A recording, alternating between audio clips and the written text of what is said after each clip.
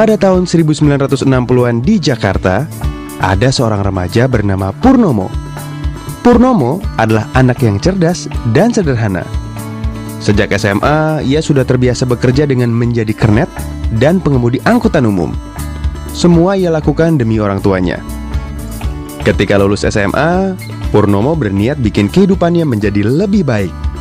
Ia pun memutuskan untuk kuliah, walau dengan konsekuensi harus bekerja lebih giat lagi demi biaya kuliah. Berkat kecerdasannya, Purnomo berhasil diterima di Fakultas Kedokteran Universitas Indonesia. Saat kuliah, Purnomo berusaha membagi waktunya untuk belajar dan bekerja. Pagi sampai sore, ia kuliah. Malamnya, ia menjadi pengemudi.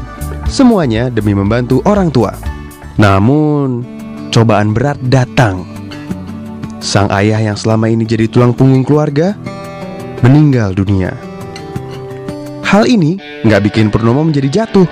Ia makin bersemangat buat membantu ibunya agar kehidupan mereka menjadi lebih baik lagi.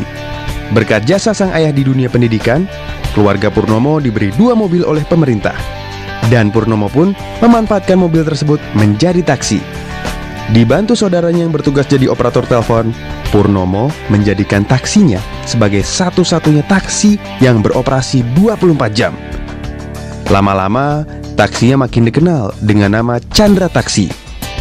Nama ini muncul karena sang saudara yang bernama Chandra sering nyebutin namanya ketika nerima telepon dari penumpang. Setiap hari, Purnomo mangkal bareng pengemudi taksi lainnya. Ia pun berteman dekat dengan Tono, teman kuliahnya yang juga bekerja sampingan sebagai supir taksi.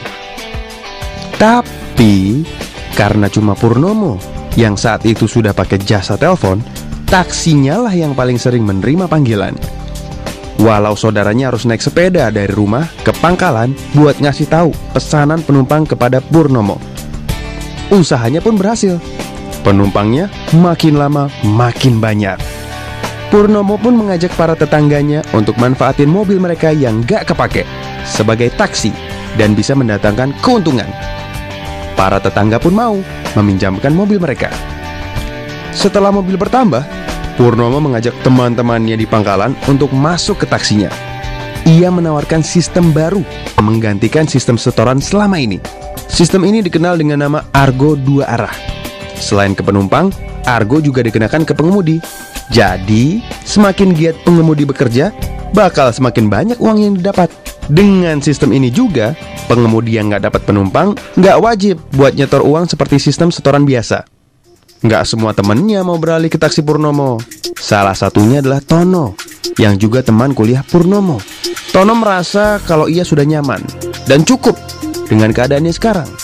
Ia nggak mau ngambil resiko, ninggalin pekerjaan yang sekarang dengan beralih ke taksi Purnomo yang baru aja merintis.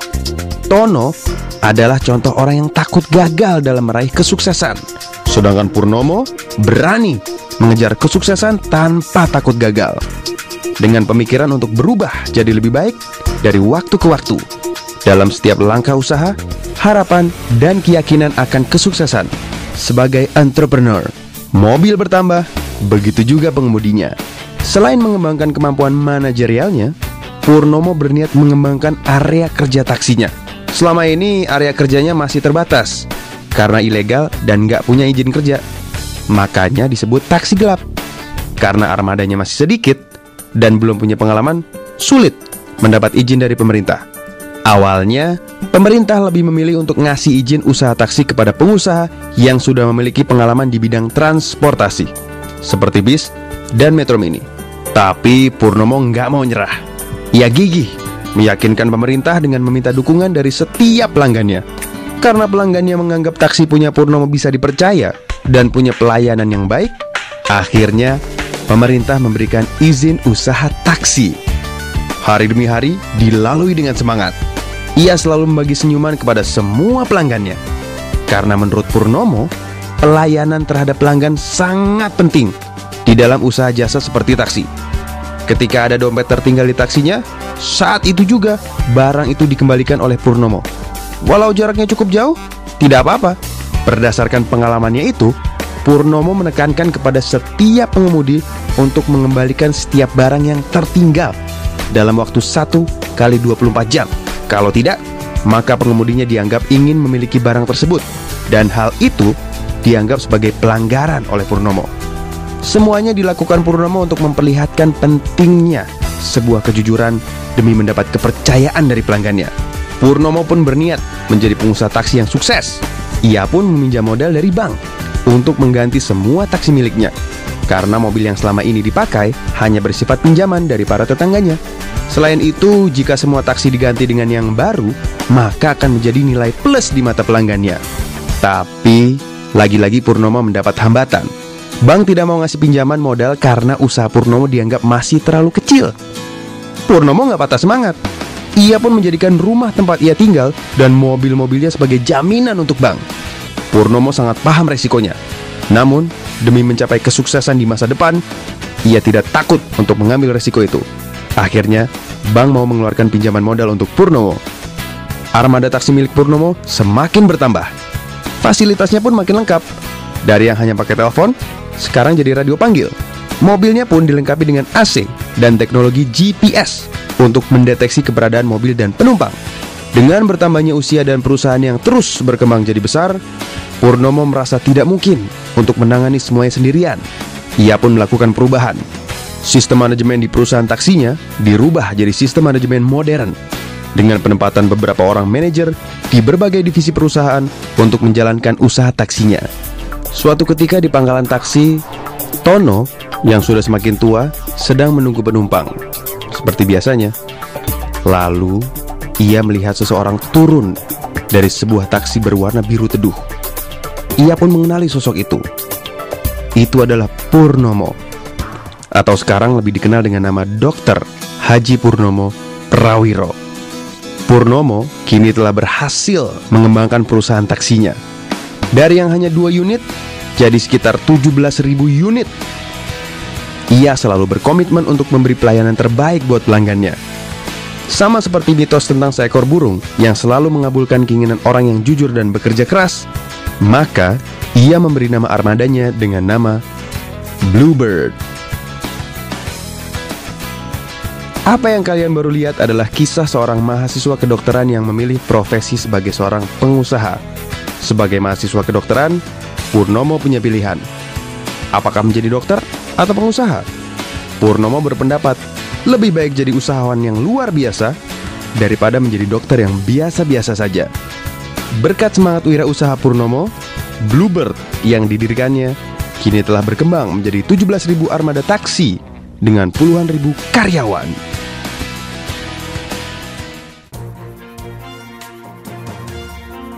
Apa yang saudara-saudara saksikan adalah sebuah cerita tentang seorang mahasiswa yang sejak kuliah sudah memulai berusaha dan sekarang menikmati hasilnya.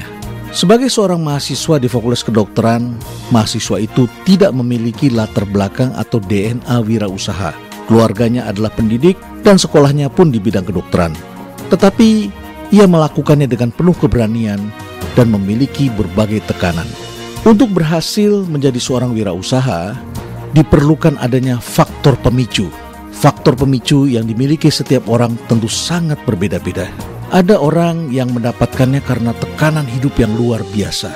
Ada orang yang hidupnya biasa saja, normal, menyenangkan, tetapi dia bisa berhasil karena melakukan sesuatu yang dia cintai, dia sukai, yang akhirnya membuat ia ingin terus-menerus berada di dalam dunia itu, mencari, bergerak, dan seterusnya.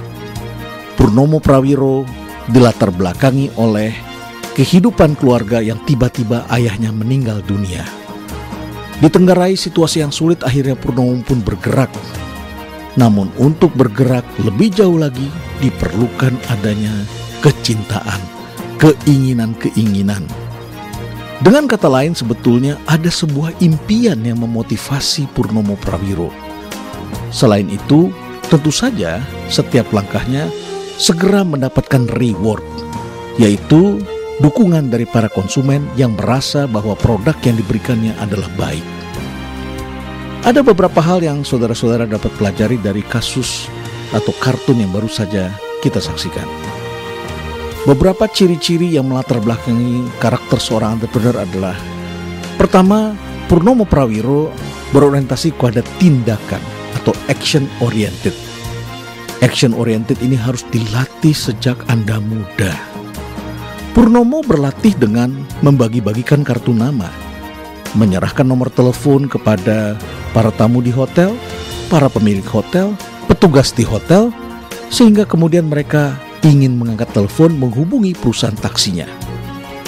Dia menaruh orang untuk menerima telepon, melayani, mengejar tamu, mengumpulkan mobil tetangga, mengumpulkan para sopir, mengurus izin dan lain sebagainya. Action oriented. Yang kedua, creative thinking. Dalam hal ini kita melihat betapa kreatifnya Purnomo dalam menembus berbagai dinding-dinding kesulitan, baik saat mengurus perizinan maupun saat mengatur sistem yang menggantikan sistem setoran menjadi sistem Argo. Kemudian terus berlanjut sampai hari ini menerapkan sistem radio sampai kemudian akhirnya berhasil dengan GPS. Yang ketiga, Purnomo tidak merekrut karyawannya berbasiskan indeks prestasi, kecerdasan, ijazah, dan lain sebagainya, melainkan ia merekrut berdasarkan tata nilai. Bahkan ia menanamkan nilai-nilai yang baik, yaitu nilai-nilai kejujuran, kerja keras, dan lain sebagainya. Setiap orang yang berhasil mengumpulkan orang-orang ini akan mendorong usaha menjadi tumbuh lebih kuat dan lebih besar. Yang keempat, kita saksikan juga Purnomo memiliki karakter usahawan yang berbeda dengan non-usahawan. Seorang usahawan adalah orang yang bergerak dan berani mengambil resiko dan kemudian mengembangkan usahanya step by step dan ia melakukan perubahan. Sedangkan yang non-usahawan seperti Tono lebih banyak menunggu dan tidak melakukan perubahan sama sekali. Yang kelima, ia juga mengorganisir para supir dan para tetangga-tetangganya dan kemudian dia mengurus modal pinjaman. Dia mengambil risiko, menjaminkan rumah dan mobilnya untuk mendapatkan seluruh modal-modal itu. Yang keenam, ia membangun mata rantai supply atau supply chain yang mulai dari mobil, supir, pelanggan, sistem perizinan, modal dan sebagainya. Yang berikutnya, ia menerapkan teknologi. Selain menerapkan teknologi, ia pun juga menerapkan manajemen modern. Itulah yang melatar belakangi seorang menjadi pengusaha yang sukses dan tumbuh menjadi besar. Kewirausahaan saja tidak cukup, ia juga memerlukan leadership, tata nilai, dan tentu saja kemampuan manajerial secara profesional untuk menjadikan Anda seorang entrepreneur modern.